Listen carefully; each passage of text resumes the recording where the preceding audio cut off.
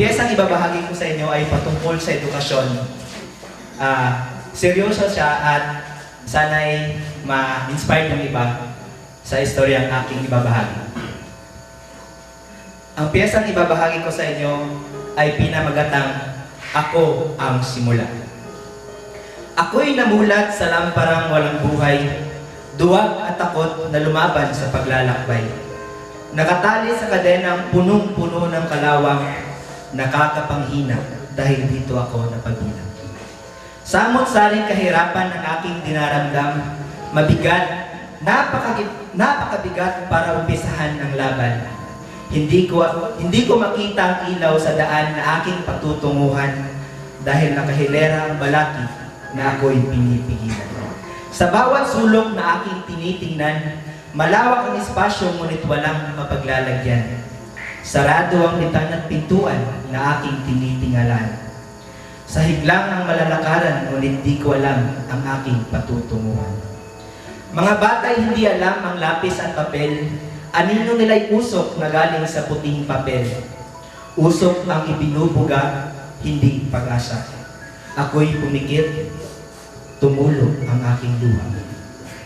Wala silang pinaghahawakang sandata, pagsusunog ng kilay ay binaliwala.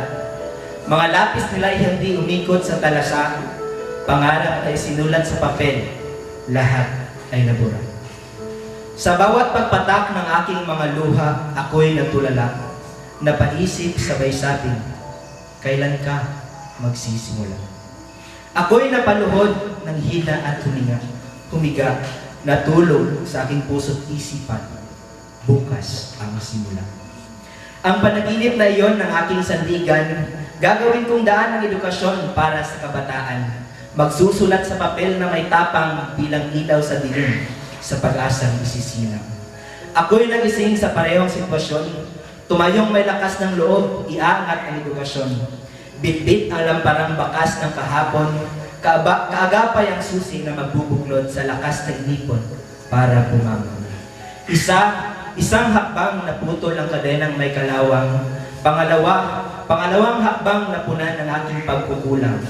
Ako'y nagsimula bilang ilaw sa lampara, kasabay ang kabataang lapis at papel ang nasa lusa. Maliwanag ang daan sa lamparang binigyang buhay, matapang na naglalayag na edukasyon ang nakasalalay.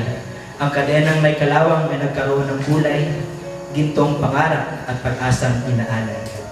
Ang bawat balakid ay may kasunod na kapatid, bawat isa ay may tapang sa daang makitid.